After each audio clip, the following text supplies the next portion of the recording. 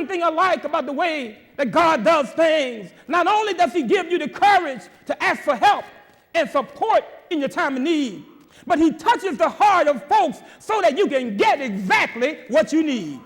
And he does it in such a way that it makes you seem like you didn't have any reason to worry about the request being made at all. Especially when it's in the service of someone else, in the service of his kingdom. I recall a few weeks ago on my job, I conduct this leadership session for the young people. And last year we did it, and we went to a beautiful banquet hall.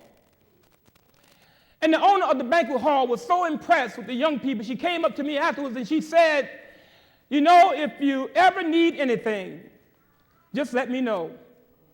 So realizing that we had the need for a place in order to conduct our leadership conferences every year, I mentioned to her, well, you know, we would love to do a leadership conference, and we would love to do it right here. And she said, no problem.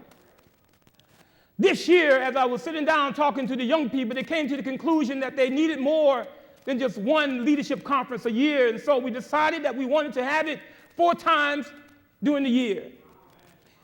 And so I thought back on the owner from the banquet hall. And I was hesitant to go back to her and ask her, because when she gave us the banquet hall the year before, she gave it to us free of charge. Something that would have cost us about $1,000. Beautiful location, meal, food, everything was provided. And as I thought about going back to her and making that request, I hesitated. But then something on the inside of me said, make the call. So I called her and I said to her, the young people want to come back and do this conference 4 times a year. I know that you gave us everything for free last year. We only did it once, but now we want to do it 4 times. And she hesitated and then she said, Colonel, no problem. Whatever you need, you got it. And not only did she provide us the place and the location 4 times this past year, she did it without charge. We didn't pay not one dime. It would have cost us almost $5,000 to do it. And her response was, my place is your place. So I want to encourage you this morning, when you have a situation that bothers you and you've prayed about how to proceed, don't be afraid to move forward on what the Lord has laid on your heart to do.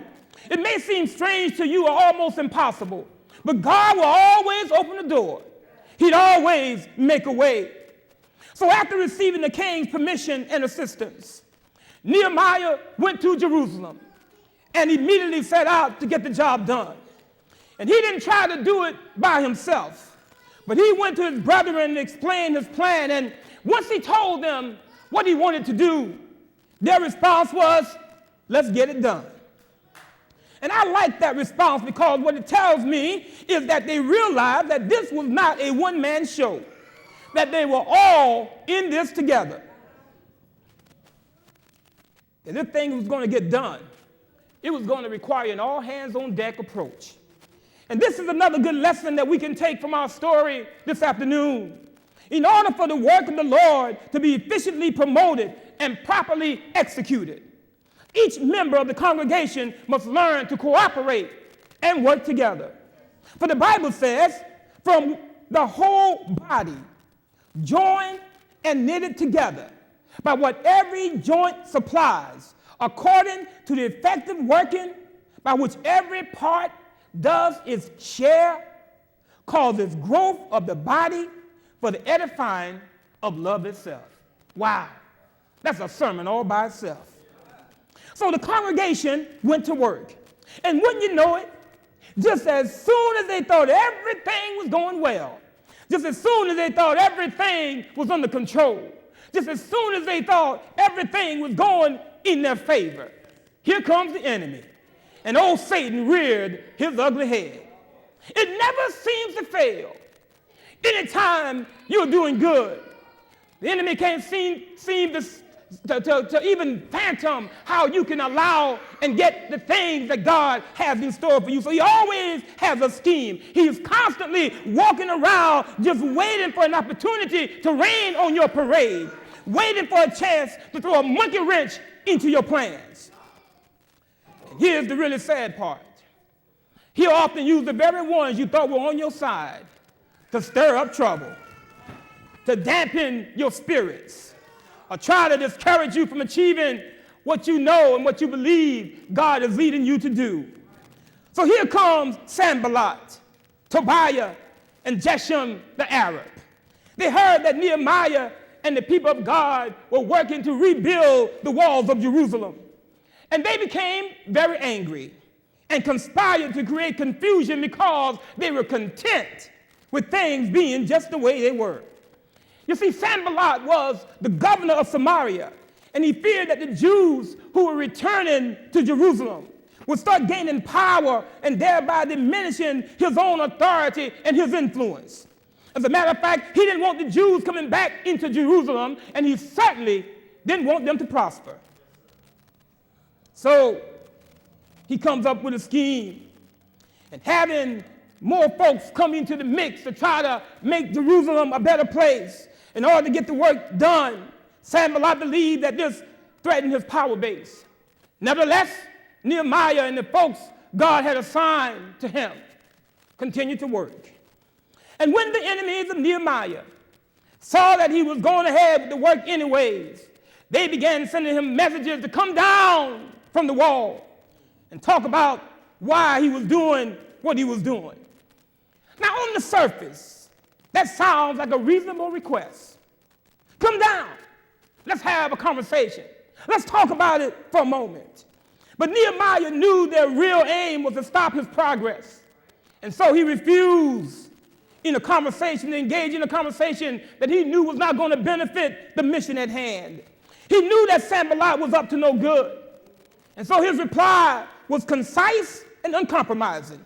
His response helps us in our assignments today when we run into people who try to distract us and disturb us, who try to abuse us and confuse us, who try to convert us and divert us from doing a great work. Nehemiah responded with a simple declaration, I'm on the wall, and I can't come down. Seeing that they could not get Nehemiah to engage in useless conversation, Sanballat, Tobiah, and Geshem the Arab came up with a conspiracy theory, came up with intimidation tactics to force Nehemiah to stop the progress on the wall. And they said, well, you know, there's a rumor going around that you want to be the next king of Judah. And we hope you know that when this report gets back to the real king, you're going to be in a whole lot of trouble, boy. So Nehemiah, you better come on down so we can help you resolve this situation. In other words, they were saying, Nehemiah, you working on the wall and you getting yourself all pumped up. You working on this wall and you getting a little too big for your britches. And sooner or later, folks are going to start recognizing all your good work, and you're going to forget that we're the ones around here running things, Nehemiah, and that just can't be. That's just not something that we want to have to deal with. But Nehemiah saw right through the scheme and basically said, I ain't studying, y'all. That's a Southern term. Nehemiah said, I got work to do. So you go tell the king whatever you want. Tell him whatever you want and tell him everything that you said, because I believe everything that you just said is nothing but a lie. You have conceived it in your own mind. You have developed it in your own heart. There is no truth in it. And now, if you please, I think I'll get back to work. So Nehemiah kept on working, kept on praying. 4 times, they asked Nehemiah to stop working, come down, and engage in a conversation. And all 4 times, Nehemiah said the same answer. I'm engaged in a great work. I'm on the wall, and I can't come down.